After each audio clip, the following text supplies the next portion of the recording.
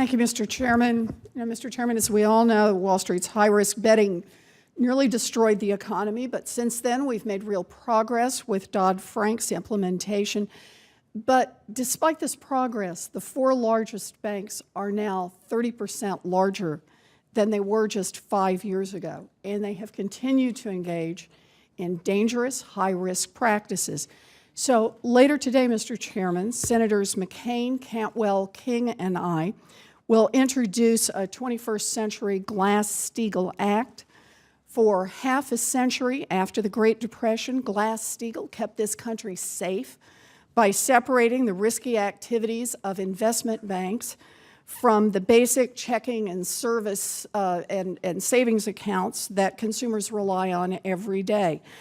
The banks lobbied for weaker regulations, and eventually the regulators started unraveling Glass-Steagall, and finally in 1999, Congress repealed what was left of it. So now we propose a 21st Century Glass-Steagall so that we can return to the basics and try to keep the gamblers out of our banks. Now, based on what the regulators did to Glass-Steagall over the past 30 years, I don't expect anyone on this panel will jump up and endorse the new Glass-Steagall bill. Even so, we're going to keep pushing for it. But I want to spend my time today focusing on another part of this issue, and that is that a few weeks ago, SEC Chair Mary Jo White announced that she's going to require admission of guilt in a wider variety of enforcement actions. Now, you remember that under its old policy, the SEC required an admission of guilt only very rarely, pretty much only when the defendant had already admitted guilt in some other context or had admitted it criminally. Now the SEC has said it will be tougher when large numbers of investors have been harmed intentionally or when the defendant unlawfully obstructs the Commission's investigative process. Now, I think the same principles that apply to the SEC enforcement would also apply to other regulators. So my question is whether or not you've considered moving in the same direction as Chair White on admission of guilt policies. Governor Tarullo, what about the Fed? Well, Senator Warren, after the February hearing where you raised a similar question, I went back and asked people at the Fed, the people who do the compliance and enforcement generally, to think this through, and we've had conversations subsequent to that. And I guess our at least provisional conclusions are the following. First, it's important to note that with respect to the Justice Department and the SEC, for example, are essentially, not exclusively in the case of the SEC, but they're essentially enforcement agencies. That is, they take rules which have been broken and they bring enforcement actions. They don't have extensive on-site supervisory presences, one. Two, the precedent value of an admission at the SEC, for example, is of substantial consequence potentially for shareholders' derivative suits and other litigation that may be working off the same set of facts. For us, with prudential regulation, we are basically trying to protect the taxpayers.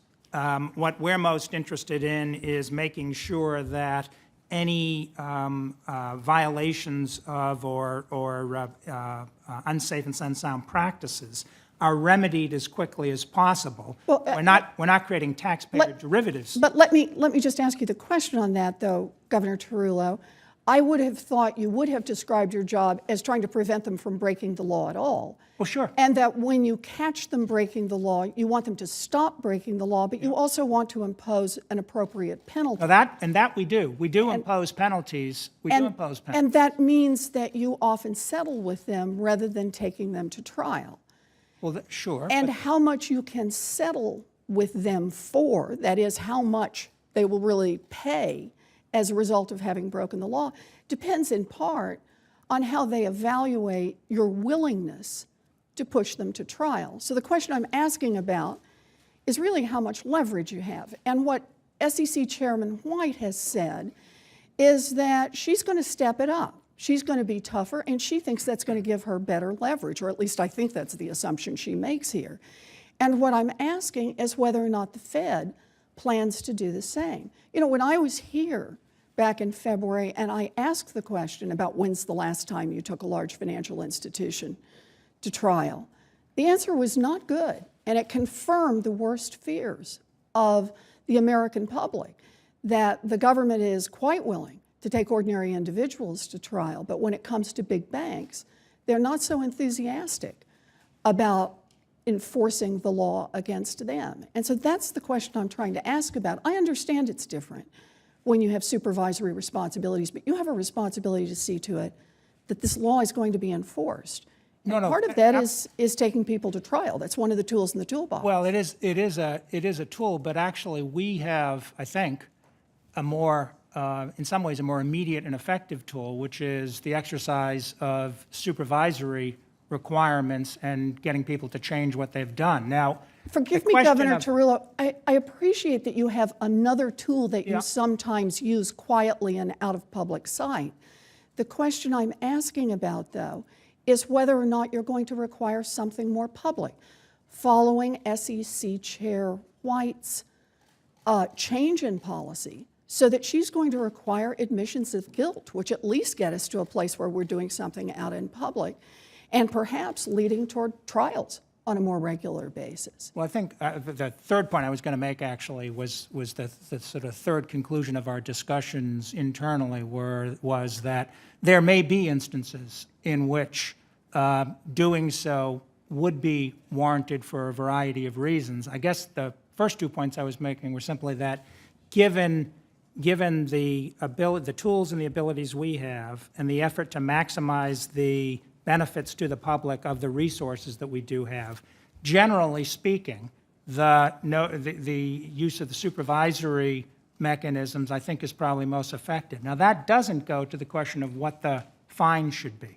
And I think that's a legitimate question, whether you're doing it through a supervisory process or whether you're doing it through a quasi-judicial or a judicial. So does this mean you will be considering reevaluating your policies along the same lines that the SEC has? Well, no, I think we're in a fundamentally different situation, I think, than the SEC. I think we are in a different situation. Now, I think, you know, if you've seen with the more recent fines that have been substantially larger than historic precedent, I think you do see some effort to ramp up the kind of enforcement mechanism that's being used. But I'll say on that, Governor Tarullo, since I see that we're over time, and I will be careful here, Mr. Chairman, I will say there's been some real question about the settlements that you've made. We talked about the mortgage foreclosure settlement also at an earlier hearing, and that Congressman Cummings and I have asked for documentation about what the banks did wrong and more details about how it was determined who was going to get what kind of compensation from that. That was 6 months ago. We still haven't had it.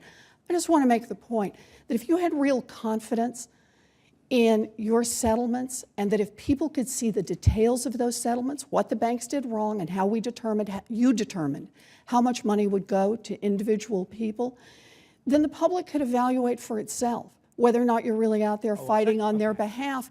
And so far, you have not been willing to do that. I think that set of issues is a different set of issues, because when if one is talking about sort of transparency of enforcement actions, no matter what their origins, law enforcement, regulatory, administrative, supervisory, I actually do think that the bank regulators need to think more about when we put out a public notice of the kinds of supervisory actions that have been taken.